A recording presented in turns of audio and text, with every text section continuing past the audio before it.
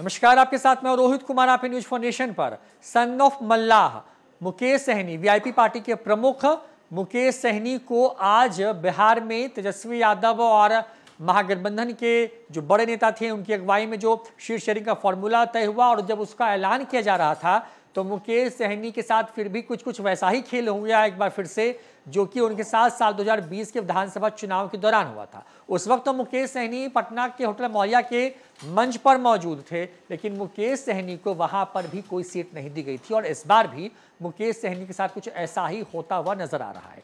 मुकेश सहनी को आप कह सकते हैं, अगर यहाँ की आम बोलचाल की भाषा में उसको मैं कहूँ तो मुकेश सहनी को महागठबंधन और खास करके आरजेडी ने सुथनी थमा दिया है। कुछ ऐसा इसलिए हम कह रहे हैं क्योंकि ऐलान हो रहा था तो उसके पहले चर्चा थी कि एनडीए ने तो मुकेश सहनी को लिया नहीं। अब मुकेश सहनी के पास एकमात्र विकल्प जो है वो महागठबंधन का बच जाता है। तेजस्वी यादव, लालू यादव से संपर्क की बातें कही जा रही थी, लेकिन जब आज ऐलान हुआ तो मुकेश सहनी की पार्टी वीआईपी के लिए न तो कोई सीट रखी गई और ना ही इस बारे में कोई ऐलान किया गया कि वो महागठबंधन का हिस्सा है भी या नहीं है।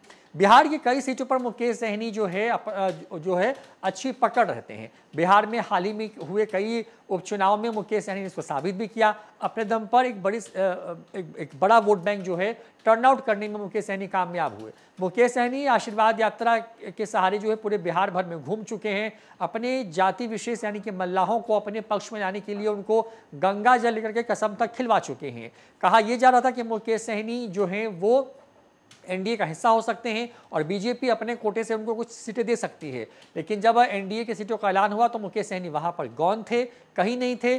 तो दूसरी तरफ इंतजार इस बात का था कि मुकेश सहनी जो है उनको महागठबंधन में जो है वो जगह दी जा सकती है, लेकिन मुकेश सहनी के साथ यहां पर भी निराशा हाथ लगी है।